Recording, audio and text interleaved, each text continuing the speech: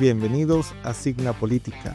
Este podcast es sobre señales, las señales de riesgo político más importantes de la semana en Venezuela y América Latina. No damos las noticias, desciframos lo que hay detrás del ruido en entornos complejos. Episodio 4. O economía et societas, economía y sociedad. Descifraremos las señales. Esta semana las señales apuntan todas al mismo lugar. En el mismo periodo, las dos personas más relevantes de la política venezolana hoy, Delcy Rodríguez y María Corina Machado, compitieron por la atención y confianza de los mismos inversionistas internacionales. Dos discursos distintos, con dos propuestas de país diferente, pero con algo en común: ninguna habló de ni a los venezolanos. Mientras tanto, el Banco Central de Venezuela publicó datos que nadie había visto en años, y un estudio del IESA y la UCAP reveló que Venezuela perdió 1.3 millones de emprendedores solo en 12 meses. De esto es lo que vamos a hablar hoy. Signa, las señales. La primera señal: el Banco Central de Venezuela habló. Luego de muchos años, el Banco Central de Venezuela actualizó la serie de algunos de los indicadores macroeconómicos más importantes del país. Los datos de crecimiento e inflación son bastante elocuentes sobre el efecto devastador de la política económica chavista para el país, así como sus consecuencias sobre la vida diaria de la ciudadanía.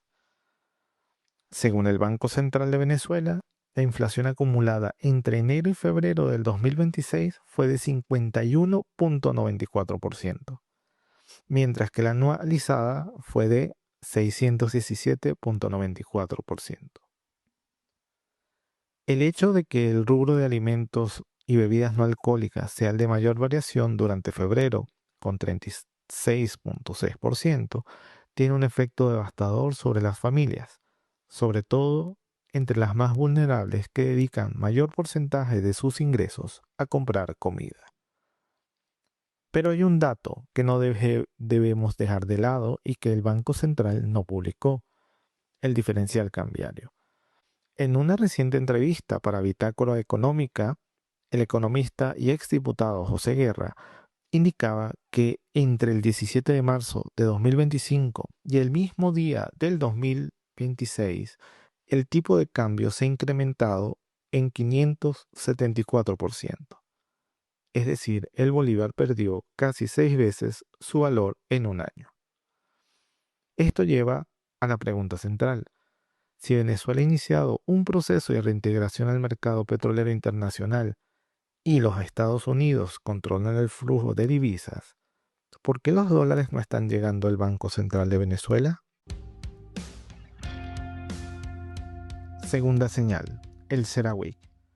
La segunda señal inicia en el CERAWeek, la conferencia petrolera más importante del mundo, celebrada en Houston, Texas, entre el 23 y el 27 de marzo. En su discurso, el secretario de Energía de los Estados Unidos, Chris Wright, señalaba que la prioridad de la administración Trump es la dominación energética, la seguridad y la confiabilidad. Esto supone el fin de los subsidios a las energías renovables y una mayor laxitud en la regulación para los combustibles fósiles y la energía nuclear. En el CERAWeek, desde Houston, María Corina Machado ofreció un esquema plenamente privado de explotación petrolera del país. El problema de Machado no es ofrecer todo lo que el capital internacional quiere: apertura total, privatización de PDVSA, regalías bajas, contratos largos, arbitraje internacional, sino la gobernabilidad necesaria para garantizar que las operaciones se den en relativa paz y sin riesgo de reversión luego de un cambio de gobierno en Venezuela y la administración de la Casa Blanca. Tercera señal: la cumbre Priority Summit 2026. Del otro lado, Delcy Rodríguez atendía de forma virtual a la cumbre Priority Summit 2026, organizada por el Future Investment Initiative Institute. los días 25 y 27 de marzo en Miami.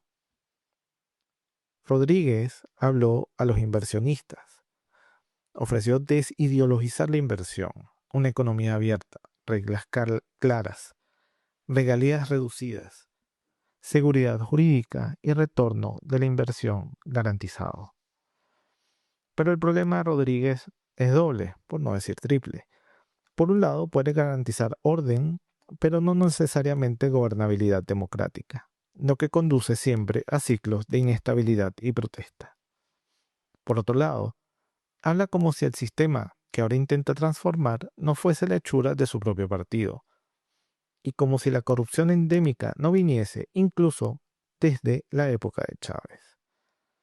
La legitimidad por eficacia que intenta construir contrasta con la realidad cada vez más difícil de los venezolanos, pero también con las distorsiones sistémicas que han emergido producto de cómo han concentrado el poder, su falta de transparencia y, sobre todo, la impunidad y falta de rendición de cuentas por el fracaso económico.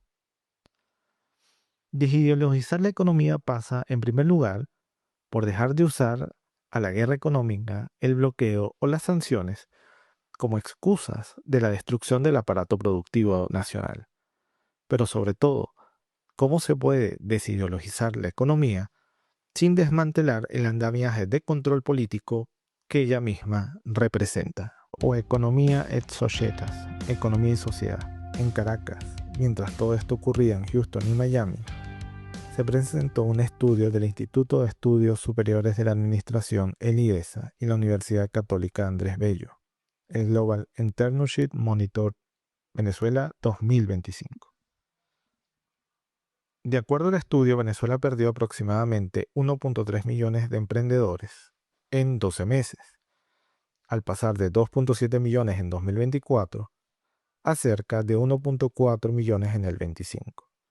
Sumando las cifras de 2023, un total de 2 millones de emprendedores salieron del mercado en el último bienio.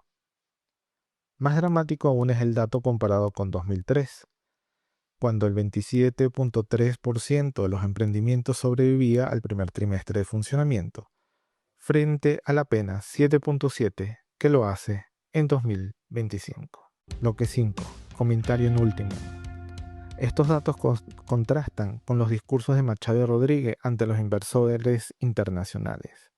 Las pequeñas y medianas empresas operan en un ambiente sobreregulado y depredador, en el que los diferentes niveles de gobierno y grupos fácticos desangran con impuestos fiscales, parafiscales y extorsión a los empresarios locales. El acceso a divisas sigue siendo arbitrado, sin transparencia, y el diferencial cambiario descapitaliza cualquier inversión local. La política de sanciones, si bien no es causante de la crisis, es responsable de su amplificación. Por su parte, los trabajadores exigen mejores sueldos, pero tenemos la ley del trabajo, decretos de inamovilidad y regulaciones incoherentes que impiden cualquier mejora de un mercado laboral fuertemente impactado por más de una década, o quizás dos, de distorsiones regulatorias, sindicatos cooptados políticamente y desvirtuados de su rol. Ninguno de los discursos ofrece una visión sobre cómo se integran los venezolanos, empresarios, trabajadores, ciudadanía, a estas propuestas en las que se ofreció el oro y el moro a los inversionistas internacionales. En todo caso, Venezuela busca integrarse a la nueva matriz energética y mineral producto de la revolución de la inteligencia artificial.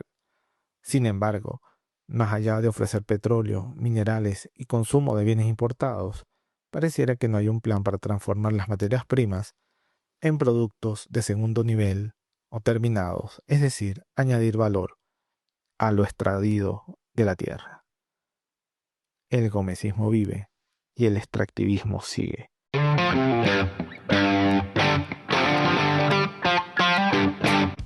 Esto ha sido Signa Política. Gracias por estar aquí.